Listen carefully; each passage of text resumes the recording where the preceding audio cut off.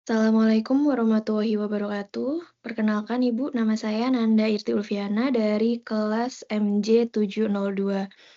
Pada kesempatan ini saya akan mempresentasikan analisis investasi berupa analisis saham dan obligasi, studi kasus evaluasi portofolio investasi berupa saham dan obligasi. Dalam studi kasus ini, saya berperan sebagai konsultan keuangan yang diminta untuk menilai apakah aset yang dipilih sudah optimal, serta apakah manajer portofolio telah bekerja dengan baik. Slide selanjutnya ada analisis saham. Eh, Diketahui perusahaan baru saja membagikan dividen sebesar Rp2.000 per lembar. Investor mengharapkan dividen tumbuh sebesar 10% per tahun secara konstan. Jika tingkat pengembalian yang disyaratkan adalah 15%, hitunglah nilai intrinsik saham tersebut dengan menggunakan model pertumbuhan konstan atau Garden Model. Jadi diketahui dividen terakhir atau D0 sebesar Rp2.000, kemudian pertumbuhan dividen konstan sebesar 10% per tahun, dan tingkat pengembalian yang disyaratkan investor sebesar 15%. Karena dividen bertumbuh konstan, kita menggunakan Gordon Growth Model dengan rumus nilai intrinsik adalah D1 dibagi K dikurangi G. Langkah pertamanya adalah menghitung D1 terlebih dahulu, yaitu 2.000 dikali 1 ditambah 10%, jadi hasilnya adalah Rp2.200. Kemudian dimasukkan ke dalam rumus, maka didapatkan hasil nilai intrinsik sebesar Rp44.000. Kemudian untuk keputusan investasi saham, karena diketahui harga pasar saham saat ini adalah Rp45.000, dari hasil perhitungan sebelumnya menunjukkan nilai intrinsik hanya Rp44.000. Artinya nilai intrinsik lebih kecil daripada harga pasar.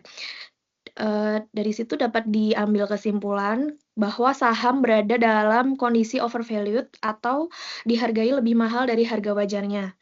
Rekomendasi sebagai konsultan berupa investor sebaiknya tidak membeli saham saat ini atau mempertimbangkan untuk menjualnya jika sudah memiliki saham tersebut.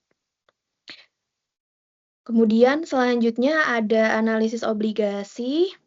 Diketahui investor juga melirik obligasi dengan nilai nominal Rp10 juta, jangka waktu 5 tahun, dan tingkat bunga kupon sebesar 12% per tahun, dibayar tahunan. Jika tingkat bunga pasar saat ini adalah 10%, tentukan harga wajar obligasi tersebut. Apakah obligasi ini dijual pada harga premium atau diskon? Jadi data yang diketahui berupa nilai nominal sebesar Rp10 juta, kemudian kupon tahunan kupon 12% per tahun dengan jangka waktu 5 tahun, dan tingkat bunga pasar sebesar 10%. Jadi kupon tahunannya artinya adalah Rp1.200.000 per tahun. Dan harga obligasinya bisa dihitung dengan present value kupon ditambah present value nilai nominal, sehingga didiskontokan dengan bunga pasar 10% dan diperoleh harga wajar obligasi sekitar Rp10.758.157. Mengapa harga obligasi lebih tinggi dari nilai nominal? Karena kupon 12% lebih besar dari bunga pasar sebesar 10%. Artinya obligasi ini memberikan imbal hasil lebih tinggi dibandingkan dengan tingkat bunga yang berlaku di pasar. Akibatnya, investor bersedia membayar lebih mahal. Jadi kesimpulannya adalah obligasi dijual pada harga premium.